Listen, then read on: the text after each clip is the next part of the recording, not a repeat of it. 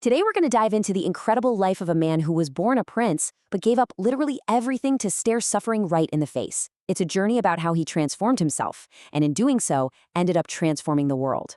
This is the story of Siddhartha Gautama, the man who would become the Buddha. So let's just start with this idea, because it really sets the stage for everything. The journey we're about to explore wasn't about conquering armies or building an empire. No, it was an internal battle, a fight for self-mastery. As Siddhartha would find out, the most challenging battlefield of all was right inside his own mind. All right, so where does this epic story even begin? Well, it starts in a palace. It starts with a royal birth that was full of celebration, but also clouded by this really strange prophecy that would basically set the entire course for this young prince's life. Okay, so you can already see the conflict brewing here, right? Siddhartha is born into this life of incredible privilege, but it's hit by tragedy almost immediately when his mother dies. Then you have this hermit, a Siddha, who shows up and says your son is going to be one of two things: a great king who conquers the world, or a great holy man who saves it. Well, his father, the king, hears this and basically panics. He decides he's going to do everything in his power to make sure his son chooses the path of a king. So he builds this perfect, pampered world, and at 19 gets him married to a beautiful princess. The whole plan was to tie him down with pleasure so he'd never want to leave. But here's the thing. You can't build walls high enough to keep reality out forever. The perfect little paradise the king had built was about to come crashing down. And this leads to maybe the most important moment in the prince's life, what's known as the Great Departure. I mean, the contrast is just wow. Inside the palace, Siddhartha has everything. Pavilions for every season, constant music, dancing, a life that was literally designed to have zero discomfort. But then he goes outside the palace walls, and for the very first time, he sees what the real world is like. He sees an old man, a sick person, and a dead body. These are the unavoidable truths that his father had worked so hard to hide from him. And you can feel the crisis happening inside him in these words. Someday we may be sick, we shall become aged, from death there is no escape. It's like this light bulb just goes off. He realizes that youth, health, all the things he took for granted, they're just temporary illusions.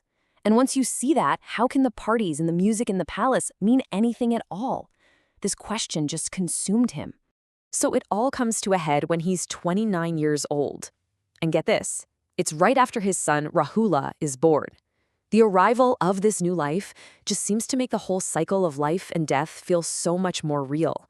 And one night, he makes his choice. He leaves it all behind: the palace, his wife, his newborn child, his entire kingdom, to become a homeless wanderer searching for the truth.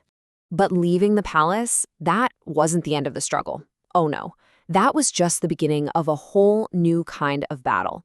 This next chapter is a brutal 6-year search through the forests of India to find an answer to suffering. 6 years. Just let that sink in for a minute. 6 years as a homeless ascetic, pushing his body and his mind to the absolute brink, all to solve this one fundamental problem. And, his search was not a straight line. It was all trial and error. First, he went to study with the most famous meditation teachers around, but he felt like something was still missing. So then he went to the complete opposite extreme. He started practicing these unbelievably rigorous forms of self-denial, barely eating, torturing his body. But that didn't work either. He had this huge realization. A life of luxury didn't work, but punishing his body didn't work either. The answer wasn't at either extreme. And the big breakthrough? It came when he finally accepted a simple bowl of milk from a village girl. That small act of nourishment was the key. It restored his strength and led him to his greatest discovery, the middle way. So with his strength back, he sits down under a tree, and he makes this incredible vow. This wasn't just going to be another meditation session. This was it, the final stand.